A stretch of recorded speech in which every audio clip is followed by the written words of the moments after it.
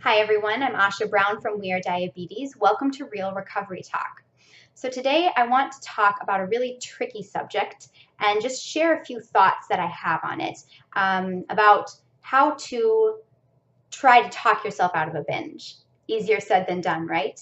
Everyone who has struggled with some type of binge eating disorder along with their type 1 diabetes knows that usually you go into some sort of autopilot mode when that binge is happening, and it's really hard to ground yourself and stay present and actually stop yourself from choosing that eating disorder symptom.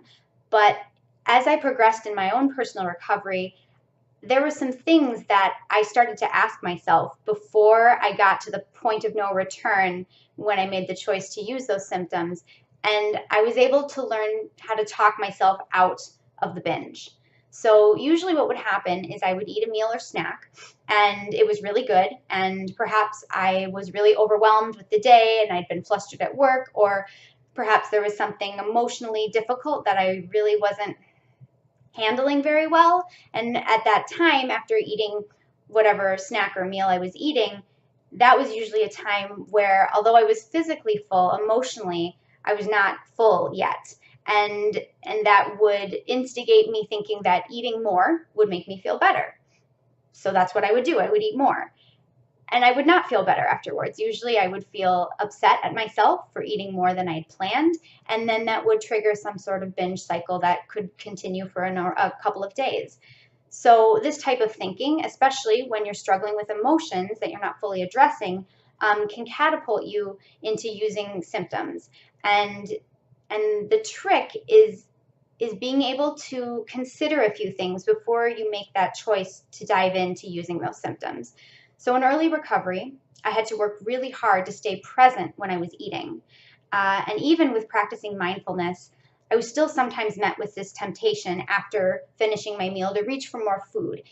And it wasn't that I was physically hungry, it was that I emotionally had some emptiness that I was trying to fill. So I want to share some things that I asked myself and some concepts that I started to think about that really helped me from choosing more food, which wasn't the answer in these circumstances. So the first thing that you need to do is remind yourself that there's always going to be another meal in your future. And if what you're eating right now is so delicious and you just loved it, you can eat it again for your next meal. There's no rules, you know? When you are in recovery and you're choosing food and you're learning how to eat again and take your insulin again, and you find a meal that you really like, there's nothing wrong with enjoying that a few times in a row. There's nothing wrong with that. So remind yourself, there's another meal in your future. You don't have to eat it all right now. And then you need to ask yourself, before you choose that second round or third round of helpings, is this going to make me feel good afterwards? Am I physically going to have more energy? Am I going to feel self-confident? Am I going to feel like I'm ready to face the rest of my day? Usually the answer is no. I mean, if you're eating more than you physically need, you're going to feel lethargic and tired. And if you're struggling with an eating disorder and you're eating more than you planned, it can trigger more symptoms.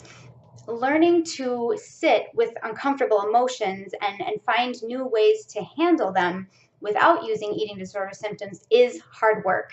And it's something that a qualified therapist can really help you with. And I had a therapist that really helped me find new coping mechanisms and learn how to separate my emotional hunger from my physical hunger. And so I really recommend to anybody who's struggling with type 1 diabetes and any sort of eating disorder symptoms, especially with binge eating, to find a qualified therapist that can help you through this. If you need help in locating a therapist, please reach out to us at wearediabetes.org. We can help you find someone in your local area.